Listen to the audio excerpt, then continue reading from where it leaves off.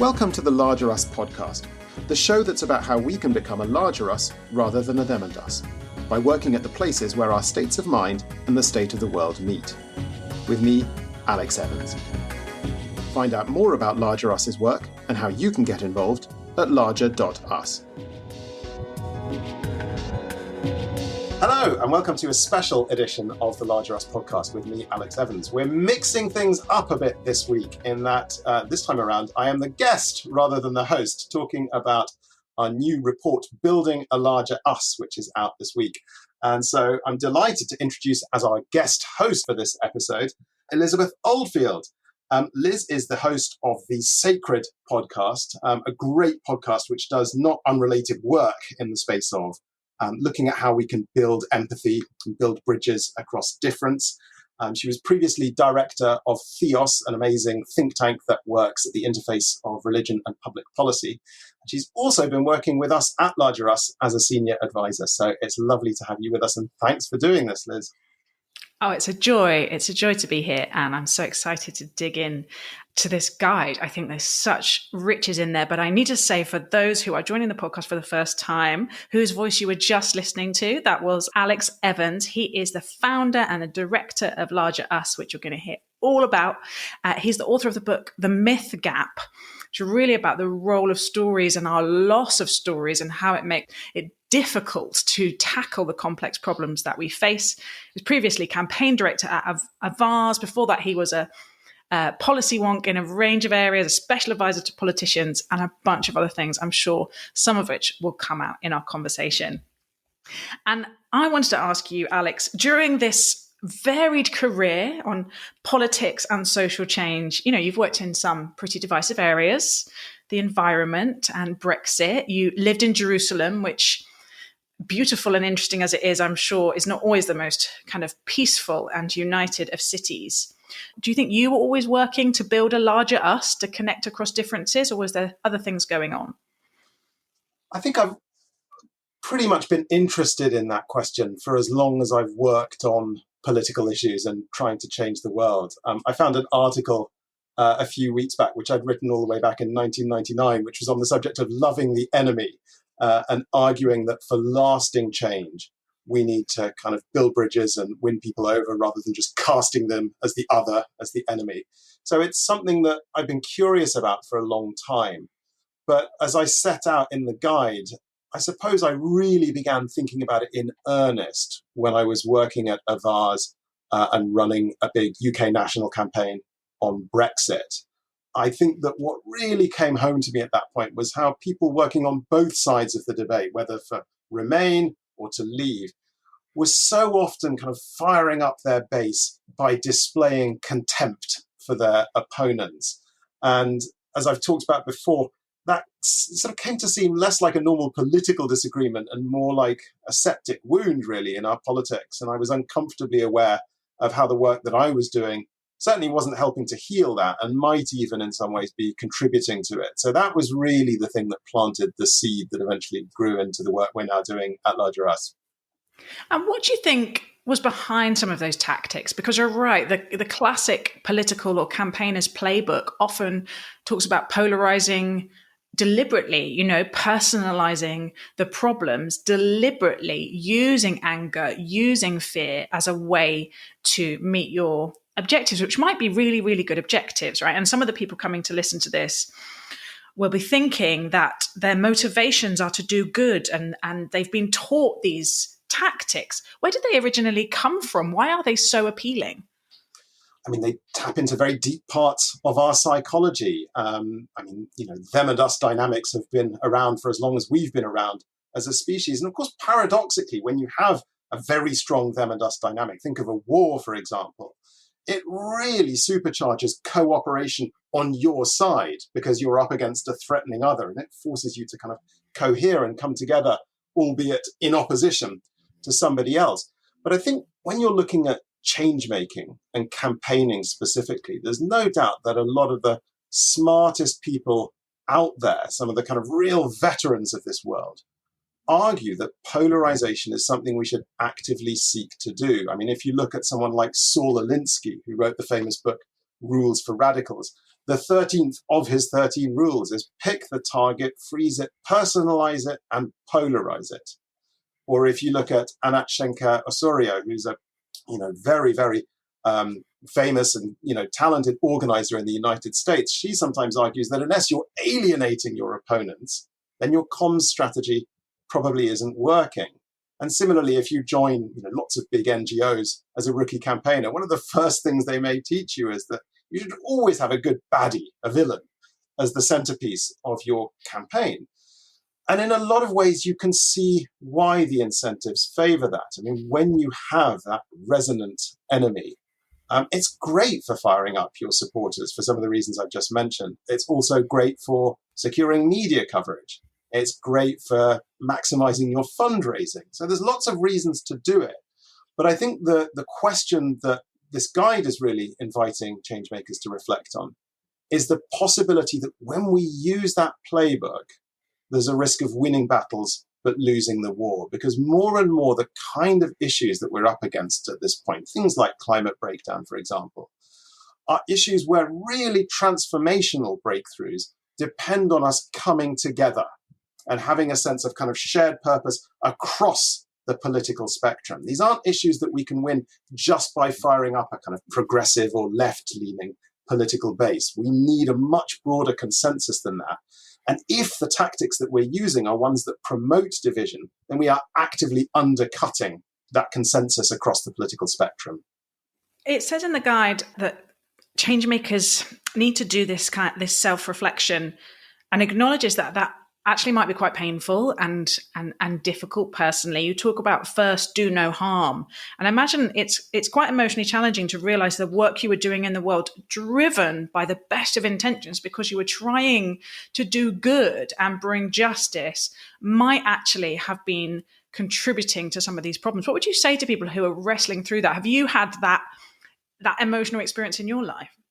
I mean, I think the first thing to say is that we're all wrestling our way through that. I mean, one of the things that the guide is emphatic about is that we at Larger Us do not pretend to have neat or easy answers to these questions. They're really difficult and complex. There are dilemmas and trade-offs involved.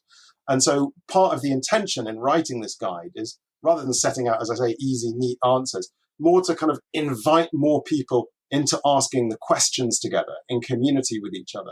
Because the more of us are engaged in asking those questions, the better our chances of finding answers. But I think the premise of your question is absolutely right. I mean, this is often emotionally demanding work. It's one of the reasons that across everything we do at Larger Us, we put a lot of emphasis on the inner work that we need to do ourselves as change makers in order to kind of be the change that we want to see in the world. It's not just about being psychologically smart in how we design campaigns or craft messages. I mean, we also have to look at what's going on in our own minds as well, because depending on our mental and emotional state, we can show up for work in very, very different ways.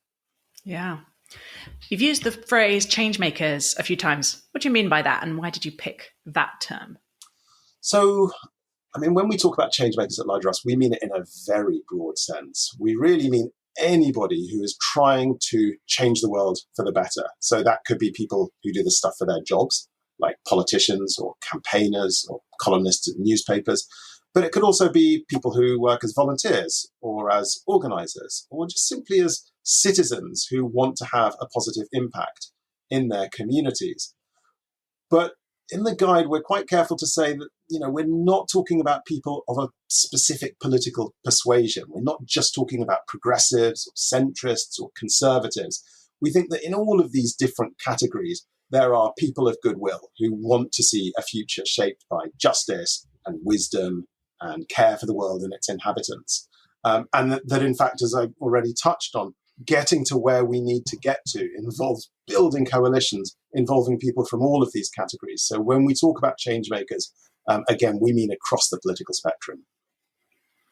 And what is it? We've talked about a particular playbook for campaigners and politicians and anyone interested in changing the world that deliberately uses polarization, that picks an enemy and fires up the base. You clearly don't want people to be doing that. What do you want people to be doing instead?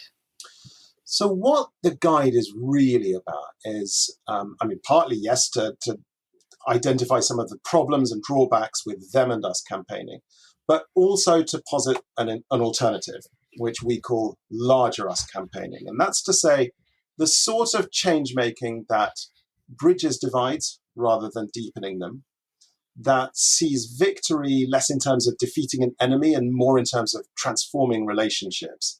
And that also, as I've touched on, is up for doing the kind of inner work that is necessary to do this kind of psychologically demanding form of change making. And in the guide, we really focus on 5 big questions, which are all at the interface of politics and psychology, that we think go right to the core of this idea of larger us change making. And really briefly, these are how we can build belonging at a time when obviously there's a lot of feelings of loneliness and disconnection around. Second, how we can bridge divides at a time when there's a lot of othering, a lot of them and us dynamics, as we've already started to talk about. Thirdly, how we can appeal to love, not fear, especially when we feel threatened, particularly threatened by social or political issues that we may see on the news or in our social media and so on. Fourthly, how we as changemakers can help people to navigate times of kind of crisis or loss or collective trauma, because those can be a very big deal politically. And then fifth and finally, how we can tell the kinds of stories that bring people together rather than dividing them. And I think one of the things that struck me as I was researching this and then writing it was that if you look at very divisive populist leaders, people like Donald Trump or Vladimir Putin or Marine Le Pen, they're answering all 5 of those questions in a particular way. I mean, they're often, speaking to people's need to belong by creating a sort of belonging that's as much about who is excluded as who's included. They're actively playing up othering, seeking to kind of exacerbate divides rather than bridge them. They very much appeal to fear rather than love, and try and keep their supporters in that kind of fight, flight, freeze state where they're very edgy and feeling threatened and anxious and so on. They very much play on feelings of collective loss. Look at how Make America Great Again is a story of loss, or how Vladimir Putin's really played on those themes in building support in Russia for his war in Ukraine. And then finally, they're very gifted storytellers, and they're the sort of stories that set us apart from each other rather than bringing us together. And so I think, you can see the importance and the depth of these questions when you see how they can be answered in a way that is the opposite of pro-social, that really divides us. And so, that's why we're so interested in this idea of what larger us change making might look like, because it feels urgent and vital to come up with an answer to kind of populist or authoritarian leaders that does speak to the human needs at the center of those 5 big questions. Yeah. There is a lot in there, Alex. I think it might help me and the listener to slow down and to go through each of those points and just dig in a bit and unpack them. Sure. So let's go back to belonging. People, I think, often associate belonging, maybe it's just me, with something that's quite personal, actually. Our friends, our family, maybe a local organization that we belong to. Why do you think it's important in this broader global and political context? Well, I guess a starting point for that is that we often hear about this idea that there's a so-called epidemic of loneliness that affects young people in particular. But actually, the data on whether loneliness is increasing are kind of a bit contested, but it's clear that there is a lot of loneliness out there. Now, I think there's pretty good understanding that that is a big deal for our health as individuals. It's bad for our mental health. It's also bad for our physical health. But what especially interests us at Larger Us is that it also has big impacts politically. Because, for instance, there's good psychological data to show that when we feel lonely, we also become more self-centered. And that affects how we vote, how we behave as citizens.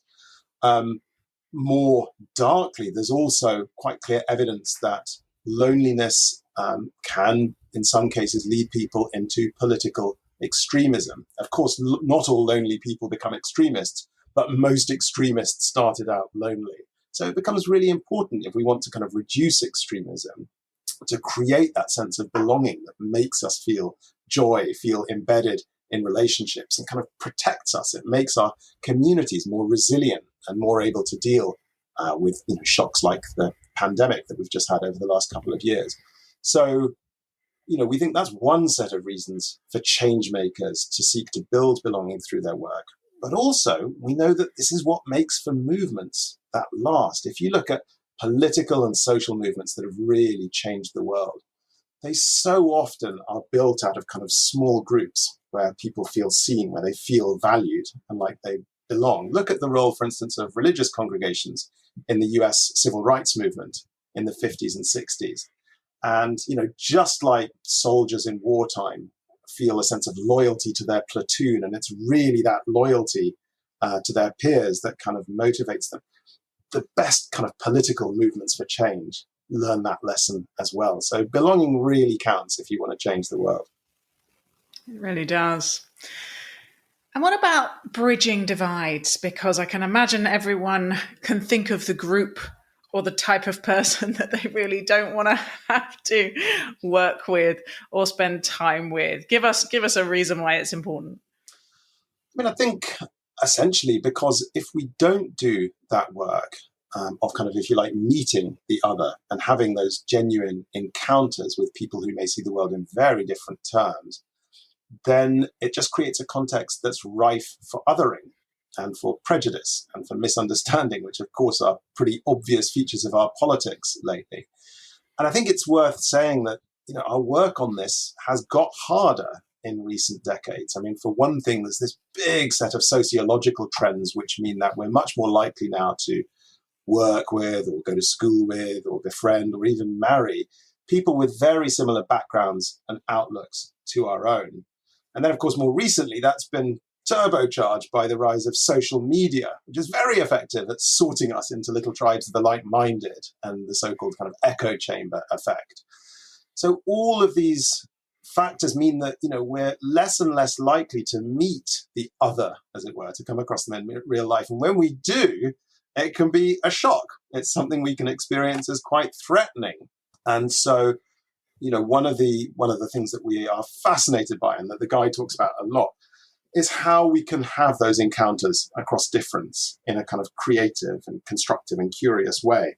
And so the guide talks a lot, for example, about courageous conversations across lines of difference, and it gives a couple of examples of that. But in particular, looks at how we can use this in campaigning, how it should be part of our toolkit for driving change in the world, to make a point of seeking out conversations with the people who see the world in totally different terms, at least to understand them and show respect, maybe to win them over, but maybe not. But we won't know until we try.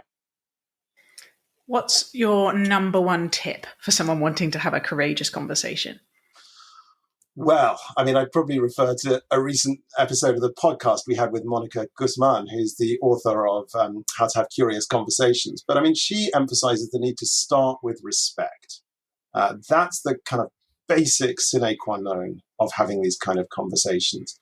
And the opposite of respect, contempt, is the single most corrosive thing that can play out in terms of political debates, because when we show people contempt, we're basically concluding that they're not worthy of, having an opinion, they're not entitled to one. And of course, feeling you're on the receiving end of contempt fires people up like nothing else. Remember that awful moment in the 2016 US election when Hillary Clinton said that half of Donald Trump's supporters were a basket of deplorables, as she put it. Such a gift to Donald Trump's campaign. Because it fired those people up to go and vote for Donald Trump, the people that she was talking about. So, that's as she would herself say, that's an example of how not to do it. I'm now wondering, what do you do? And this might reveal myself to be a terrible person when you just don't respect someone and you want to, but you don't know where to start. But maybe I'll listen to her podcast for that. When you say in the guide that we need to appeal to love but not fear, what's that all about? Why is that so central to larger us's thinking? Right. So it's really all about how we respond to perceived threats. So all of us are familiar with the physiology of what it feels like when we go into fight, flight, freeze mode. It's things like your pulse speeds up, Your breathing speeds up, you may start to sweat, your pupils dilate. There's a physical set of responses which are getting you ready to fight or flee from physical danger. And it's great at keeping us safe from physical threats. But the thing we're most interested in here is that fight, flight, freeze can also get fired up by political or social things that we perceive as threatening, things we see on the news, things we see in our social media, and so on. And when that happens, the problem is it has all sorts of emotional effects on us, as well as physiological ones. We become less empathetic, more aggressive and irritable. We really lock into our in-groups. We're less good at distinguishing between what's real and what's hypothetical or illusory or fake news or a conspiracy theory. And so in all kinds of ways, when we're in that fight, flight, freeze state, we are less good citizens. And the thing is that, going back to the sort of incentives that exist for changemakers to use the them and us playbook, some of the same incentives mean that it can be very tempting for changemakers to deliberately take people into that fight, flight, freeze mode. I mean, think of some of the kind of scary messages that climate campaigners can be tempted to lead with, or some of the very upsetting images of human suffering that campaigners for international development or refugee rights may use in their change making. And the thing is that those, even if with the best of intentions, when we're taking people into that fight, flight, freeze state, it takes them into that set of emotional responses where, it just is harder to build a larger us, harder to build that kind of calm, reflective, but also sense of purposeful coming together to work on solutions. So that's why in the guide, we talk a lot about this alternative threat response that psychologists talk about, which is known as tend and befriend. And this is what we often see in the aftermath, for example, of a natural disaster, where people tend to themselves and their immediate family groups, and they also befriend others in ways that help them to do the tending. So when you think of those kind of mutual aid groups we saw during the first lockdown with COVID-19, classic example of tend and befriend. And I think there's really interesting examples of campaigning and change making which draw very carefully on that playbook. I mean, a good example is the recent Australian election, where Scott Morrison's populist government was trying its very hardest to bait its political opponents into culture wars on issues like trans rights or refugee rights and immigration, really trying to kind of create that fight, flight, freeze sense to fire up both its political base and also to rile its opponents and amplify the polarization that plays so much to populists' advantage. But what was so interesting was that the Labour Party and the Green Party and the independent so-called Teal candidates were very smart and just resisted taking the bait. They didn't engage in a culture war with the populists, but instead gave this very kind of calm, reassuring set of messages that stressed unity and coming together, very much rooted in tend and befriend rather than fight, flight, freeze. And that served them extremely well during the election. That was a big factor that led to Labour and the Greens and the Teals defeating Scott Morrison's populist coalition at the polls. And there's another example a few years back in Istanbul's mayoral elections in 2019, where again, a populist party, in this case, President Erdogan's AKP party, was really trying to bait the centrist CHP party into a culture war, but they didn't take the bait. Instead, they, again, emphasized what voters have in common, even across these political parties, led with kind of reassurance and calm, and managed to defuse that sense of division that Erdogan and his party were trying so hard to inflate. It's making me think a lot about the civil rights movement and the kind of discipline it takes to maintain that posture of calm and unity and love and openness in the face of threats like that. You're so right. And it's makes me think about the climate coalition a few years ago that did all the campaigning about love, for the love of fields, for the love of trees, and I do find it personally, I get very, very overwhelmed by the prospect of climate collapse, and it makes me angry and sad and fearful, and then I shut down. Yeah. Whereas the invitation to think about what we love and that we want to protect does feel like a more expansive and open posture. And we do all feel so overwhelmed at this point because it's not just one crisis that we're having to contend with, just like COVID-19. I mean, it's a kind of crisis on so many fronts. I mean, my friend David Stephen and I have described it as the long crisis of globalization.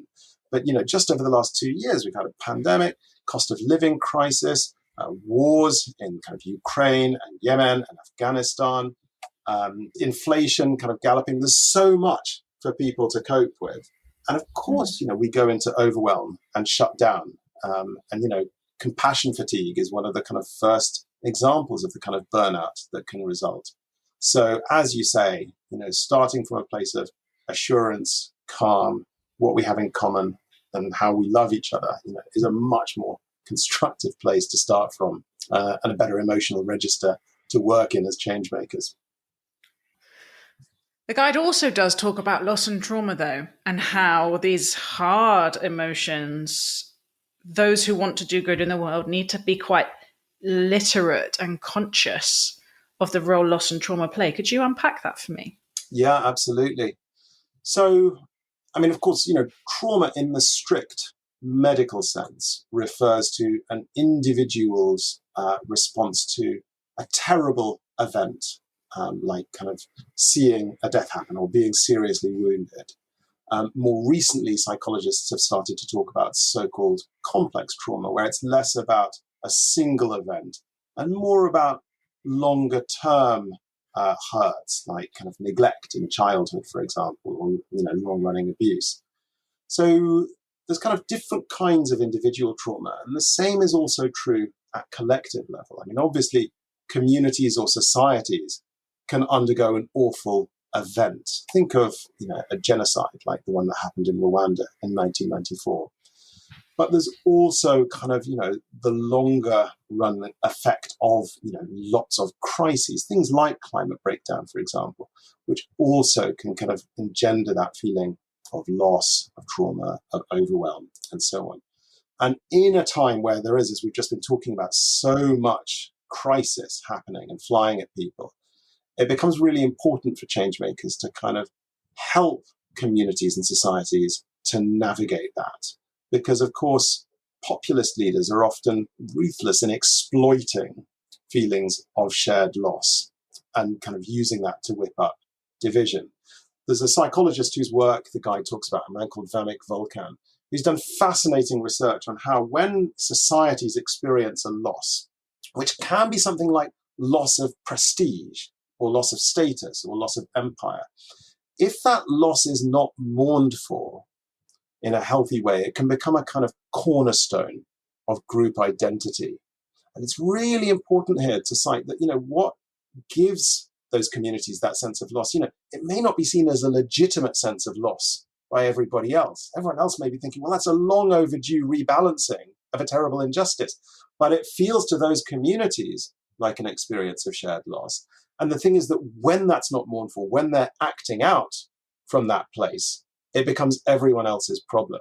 And of course, a vivid example of that was the attacks that happened on the US Capitol after the last American election, because Donald Trump and his lieutenants were able to very much speak to that sense of shared loss. Again, that narrative of make America great again, how America used to be great, but it isn't anymore. And then that more acute sense of loss with the kind of lie about the big steal, how the election was stolen, another sort of experience or feeling of loss. And that, of course, led to a crowd storming America's legislature.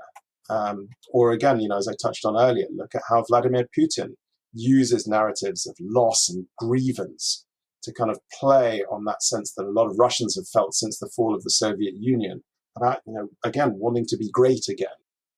So for change makers who are not trying to divide people, but are trying to bring them together, it's really important to be able to navigate this territory and, know what are some of the do's and don'ts in that space. And, I think a really interesting example is in climate change, like you mentioned a moment ago, Liz, where, not so long ago, when you listen to environmental campaigners talk about climate, it would either be kind of sounding the alarm, look how serious things are, we have to act immediately, or maybe it would be something hopeful, like think of all the green jobs in the future and all the clean technology. But what they very rarely spoke to was the feeling of loss that, of course, a lot of people feel about climate change, and processing that shared grief that we feel for the impacts both on communities and on ecosystems and species and places that we love. And I think more recently, you've seen climate change makers much more willing to climb into that sense of collective grief and kind of name it and express it. And in doing so, create spaces where we can kind of work through it so that it doesn't turn toxic and become something that manipulative leaders can prey on. This may be too technical, but my brain is wondering about what it would look like to allow space for people to grieve something that others really do not think is legitimate.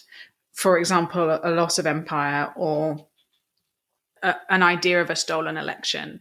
And the analog that's coming to mind is in parenting, how sometimes you have to acknowledge the feelings of a child that you think are entirely irrational. Right.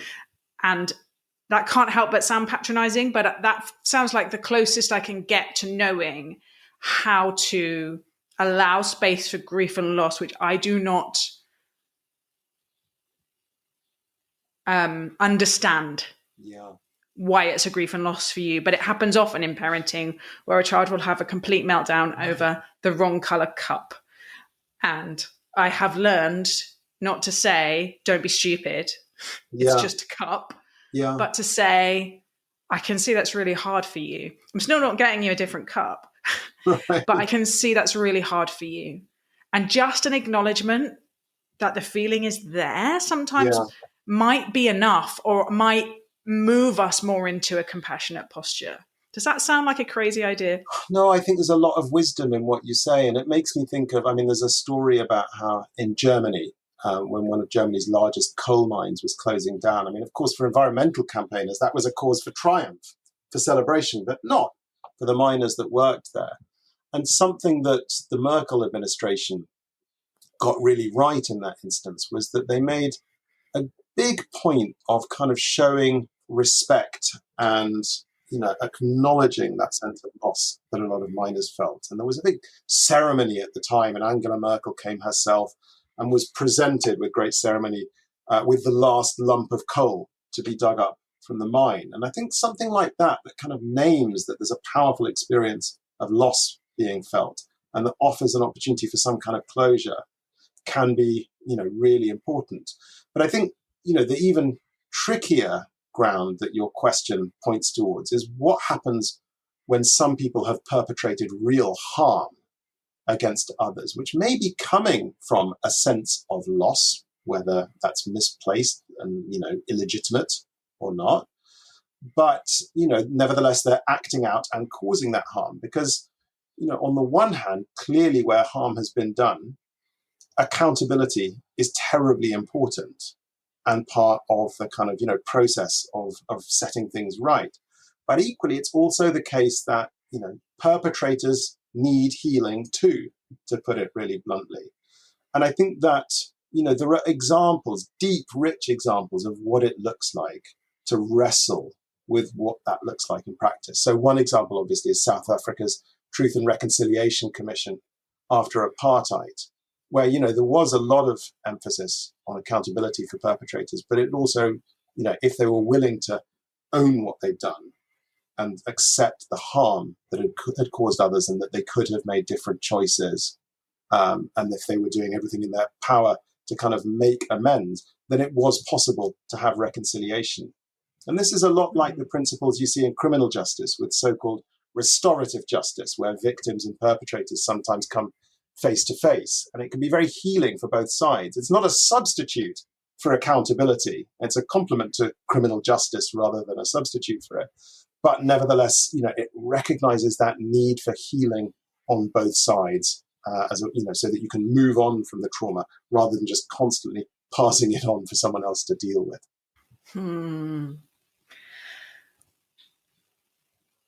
As you can see, even though I know the guide well and have been in conversation with you for a long time, even now it's really provoking much thought, which I think is a good sign. finally, the big kind of place that the guide lands in terms of the 5 areas is what kind of stories can unite us rather than divide us? How do we get beyond a kind of kumbaya, everyone hold hands and we can heal the world, towards stories that have actual grit and power, but do not put us into them and us camps? Right. I mean, it's a big question. And I've been wrestling with that one for a long time. I mean, that's what the Myth Gap was all about when that came out in 2017. And when I wrote the Myth Gap, I argued that there were really 3 things that the kind of stories we need at this point would have in common. One is that they would help us to see ourselves as part of a larger us, rather than either a them and us or just a kind of disaggregated I that's not rooted in broader society. Second, seeing ourselves as occupying a longer now, which is measured in generations or millennia rather than seconds. And thirdly, stories that can help us to think about a different kind of idea of the good life. One where, for example, growth might not be so much about how much stuff we have or consume, and might be more about growth in our maturity as a species or as individuals. And I still think that those 3 aspects are really important in storytelling. But I think that after the kind of last 2 years, particularly of COVID-19, I've recognized that we actually need our stories also to grapple with the brokenness that we often see in the world, or that we may be feeling in ourselves in this kind of exhausting moment of, as we keep talking about, of crisis on every side. And with my friends Casper ter Kuile and Ivor Williams, we wrote a report together at the height of the pandemic, which was all about collective grief. And it started out, actually, we were going to write it about climate change, and then COVID kicked off. So we talked about that a lot instead. But the underlying argument was the same, which was that, we might see the crises facing us right now as unprecedented. But actually, humans have always faced cataclysms at every point in history. And our ancestors have quite a lot to tell us about how to work through such moments. And 3 kinds of myths that we talked about a lot in the report that we think can be really helpful in moments like this are myths about apocalypse, where something is being revealed, myths about restoration, where something is being healed, and then myths about emergence, where something's being born. And you can find lots of examples in kind of ancient myth of all 3 of those stories, stories of apocalypse, where it's not actually about the end of the world, although that's what we often think the term means. It's more about sort of a revelation, an unveiling of things as they really are. And COVID-19 was certainly that in all sorts of ways, our interdependencies with each other, who the real key workers are, some of the massive injustices embedded in our society. Then there's restoration myths, myths where something's broken in the world or in relationships between us and it needs to be healed. And, particularly when you're looking at environmental issues, I think restoration myths have a lot to offer, where it's not just about sustainability and preventing things from getting any worse, but it's about how can we actually start to heal and mend some of the damage that we've done in the world to ecosystems and to species and so on. And then emergence myths, finally, where something new is being born, something is emerging in us or in the world. And I think, again, in a political context, think of situations like after the Second World War, where all of these new institutions were born, everything from the NHS and the welfare state through to the United Nations. And this was after a time of, absolute cataclysm, some of the kind of darkest moments in human history. But then these kind of powerful stories of reconstruction and of new forms being born, kind of emerged phoenix-like from the ashes. So I think these are kind of, these are deep stories. In the past, they've often been religious in nature. And I think that for a lot of us, working as changemakers, we're not sure, is it our job to tell those kinds of stories? But I think, at this point, it's everyone's job to tell those kinds of stories, because, we're storytelling creatures. We understand the world less in terms of facts and evidence, whatever we may like to think, than in terms of stories, especially the shared stories we tell each other about who we are and where we're trying to get to. So telling the right kind of stories, the ones that bring us together, rather than stories of some threatening other and why we need to build bigger walls to keep that and so on. Those sort of stories can be self-fulfilling prophecies of the sort we would want rather than of the kind we'd want to avoid.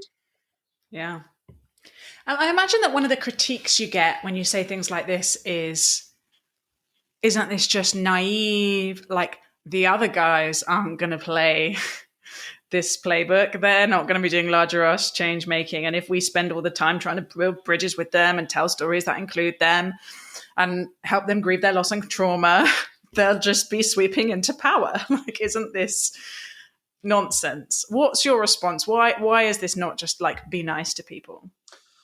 I mean, I think it's a really good push and a very, very necessary one. And one, clarification that we're very careful to say in the guide is that what we're talking about here with larger us change making is not some wishy-washy compromise on the ends that we seek. We're talking about something quite different, which is being smarter about the means we use to pursue those ends. And just to tease out what I mean by that, I mean, imagine when Donald Trump's administration was kind of imprisoning refugee kids or migrant kids at the US border without their parents. Imagine if someone had come along and said, all right, we need to build bridges here. What if we agree a compromise deal with the Trump administration and we only imprison half as many kids at the border without their parents? I mean, I don't think any changemaker worth their salt that I would want to work with would have said, yeah, that's a good deal. Let's do that. Compromise is great. Of course not. But I think that, if we're willing to stop and think, why did so many people vote for Donald Trump, not just in 2016, but also in 2020, and really ask the question of, what, not just why are they voting that way, but what would it take to persuade them to vote differently? I think that starts with respect and then understanding where they're coming from. And then an encounter that, looks to kind of listen, but also win people over. And, so ultimately this is still about, pursuing transformational ends politically. I mean, to take another example, if you look at the equal marriage movement, they weren't diluting their messages to appeal to homophobes. On the contrary, but they were absolutely willing to do the hard emotional labor of kind of conversations with people who might be throwing hateful views at them, because they understood that conversations like that have the power to transform. And that's exactly what did happen. I mean, the fastest shift in values that anyone can recall in living memory in the United States happened around equal marriage, in large part because of that hard work of kind of having conversations, because that's how people change their minds. So, I don't think it's naive. I think there's lots of examples out there of this kind of change making succeeding, and succeeding not just in incremental ways, but in transformational ways. What I think is really true is that it's blooming hard work. I mean, it's much easier to kind of rile people up and take them into fight or flight and, prey on feelings of loss, in the same way that if I want to kind of get the most retweets and followers I possibly can on Twitter, then I should absolutely lead with division and outrage and shaming people and calling them out. I mean, that stuff works for getting kind of traction on social media, partly, of course, because social media algorithms are configured to push that sort of content at us because it monetizes our attention effectively. So we do have to work a bit harder if we're going to lead with messages of kind of, bridging divides, seeing victory, as I said earlier, in terms of transforming relationships rather than defeating an enemy. But ultimately, I think these are the really powerful theories of change that have the potential to transform and to get us to the kind of breakthroughs that we really need to see on climate breakdown, on justice and inequality, or on, so many other political issues right now. Okay. So if the person listening thinks, right, you've convinced me that this is important and I need to do it, what are the next steps they could take, and how might Larger Us be able to help them? Well, as I said at the beginning, I mean, this guide is really about questions more than answers. So we would love to hear from you. If you've read the guide, we'd love to know, what did you agree with? What did you disagree with? What surprised you? But especially, where do these themes show up in your own experience as a change maker? What are the kind of dilemmas you've had to navigate? What's worked and what hasn't? And so on the report, on the guide's microsite, which is at larger.us/guide, there's the possibility of commenting on every section or indeed on the whole thing. But there's also up at the top a link to the case study builder. So we'd love for people to send us studies from their own experience. They don't have to be very long, but just a snapshot of like, what are some dilemmas or experiences or campaigns that you've been involved in where you've tried out some of these ideas or faced some of these obstacles, and what have you learned from that? And we'll use that to kind of compile a growing database of case studies, and we'll talk about them on the blog and use them in future reports and so on. And then more broadly, we intend Larger Us. Larger Us is not an organization, but a community. And we run every fortnight gatherings where we, as Changemakers, come together and chew on difficult dilemmas that we're encountering in our work. We run the Larger Us program, which is a training for Changemakers, a kind of, immersive, small group-based experience, which we've run 4 times so far and we'll run more of in future.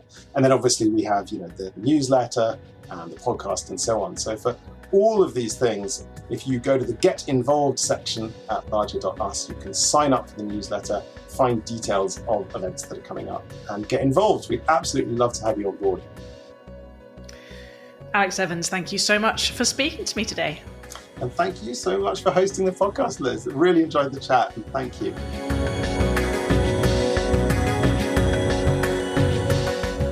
So that's all we have time for. Thanks so much for joining us. If you'd like to find out more about Larger Us's work and how you can get involved, then head over to larger.us/get-involved, where you'll find details of how to sign up for our mailing list, together with lots more about our community and our courses. Until then, thanks again for joining us this time, and we'll hope to see you again soon.